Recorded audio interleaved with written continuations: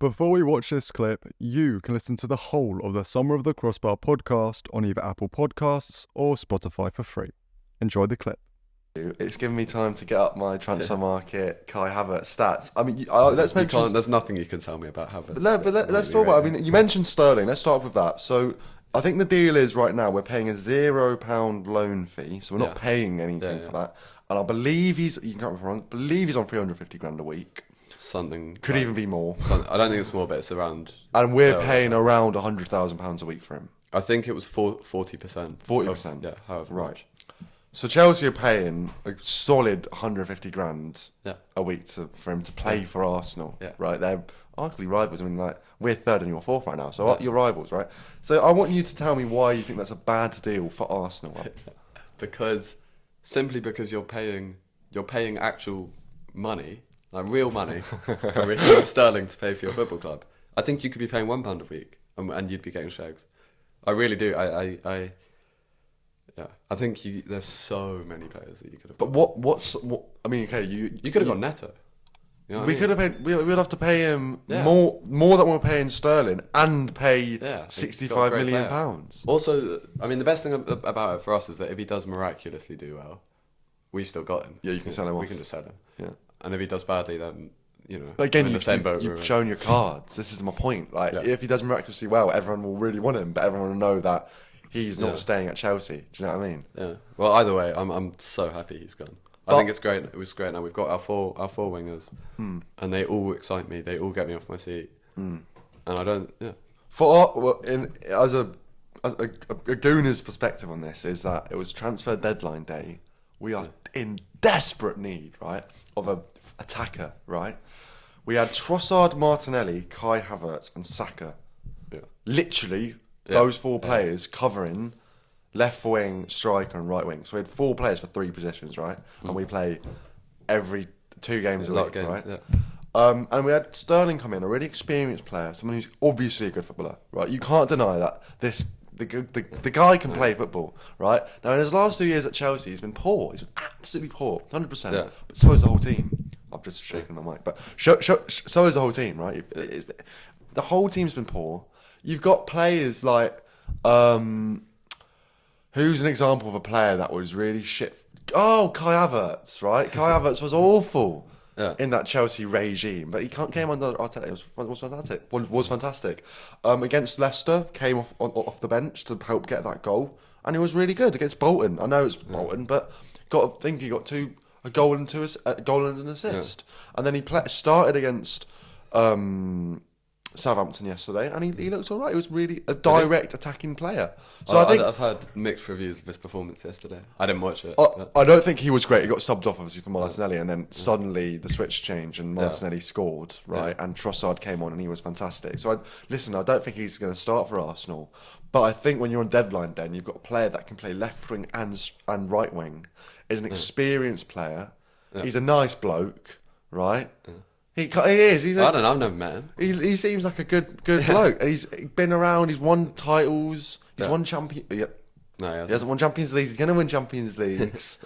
I think it's a good signing for us. And we're paying nothing for him, but wages that are probably not that high in our wage bill. No, I think it's a good deal for us. I think you've probably come off good. I just think we've come off great for getting rid of him for anything. But let's say Sterling goes on and I'd see Sterling getting 15 goals and assists this season in all competitions, right? And I don't think that's an outrageous thing to suggest, right? He's already gotten... Not outrageous. He's already gotten 2, right? Yeah. So if he goes and does that, is there not a part of you which thinks, hold on, we could have not sold him to Arsenal or loaned him to Arsenal. Arsenal could have had 4 players in 3 positions. Yeah. One of them could have gotten injured, and then suddenly... they're in trouble. That's the only thing I'd kind of say is that yes, we have helped strengthen a rival in a really weak point. But I think the important thing for us was it got to deadline day, it got desperate. We have a player who we're paying a lot of money, and the manager really doesn't rate, and he just can't be around the squad. You know what I mean? It's terrible if he's there.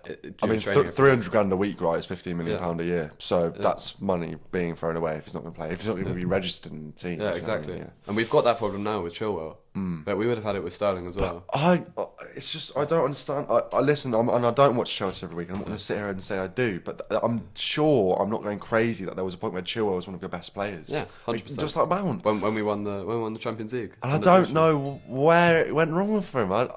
He got a few injuries. It got progressively bad. Last season he really wasn't very rated. I do feel a bit bad for him because he never reached a point where he was really shocking. I don't think. Some Chelsea fans really hated him. I never thought he was that shocking. I never thought he got as bad as kind of Sterling did. But I think Cucurella offers a lot more, and also the manager just plays a very specific game. Yeah, he wants somebody that's quicker than Chilwell is, that's more kind of tactically switched on, and more someone like Cucurella. He can go into midfield. He'll be up and down the pitch. He'll be tackling. Chilwell offers a lot going forward, but he's kind of that Marcus Alonso type where it's as soon as you kind of start coming back, it's a problem. And also, as soon as you want to play him, he's very much a kind of left wing back. As soon as you want to play him at left back or left centre back or in any other position other than left wing back in a five, it just doesn't work. And the manager didn't want that. Yeah, fair enough. He's out. For all those fans and people yelling at me now in their headphones, I just want to mention the fact that I didn't mention Jesus in that 4 players, and that's because he was good. He's half a player, right? He can't keep his knee intact. When he first came. Oh mate, honestly, exciting. It's so strange. He was poor against Southampton yesterday. Really? Really poor. I mean, he just can't finish, and he's such an. I love him. I think he's I think he's honestly, and I know you're going to laugh at this. I think he's one of the best players in the league. I think he's so skillful. So on the ball, he can beat any man. He is great on the ball. Fantastic. I enjoy watching He just him. cannot put the ball in the back of the net. It's bizarre. And now we've got a point where.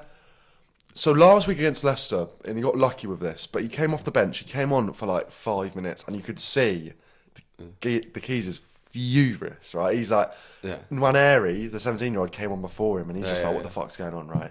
And he comes on, and there's a chance where he's running on goal. He's clear. There's one defender. He's clear. He's still going. He shoots. It's a shit shot, and the keeper scuffs it, and then Raheem Sterling gets on the end of it, and then Havertz taps it in, right? But let's say that didn't happen. Let's say the defender cleared it, which he should have done. Then he's just, that could have been. They could have gone the other end and scored. You know what I mean? Yeah. So, and it's like now he's so obsessed now with like proving a point, and it's like no, prove a point by passing to your teammate and getting an assist, mate. Do you know what I mean?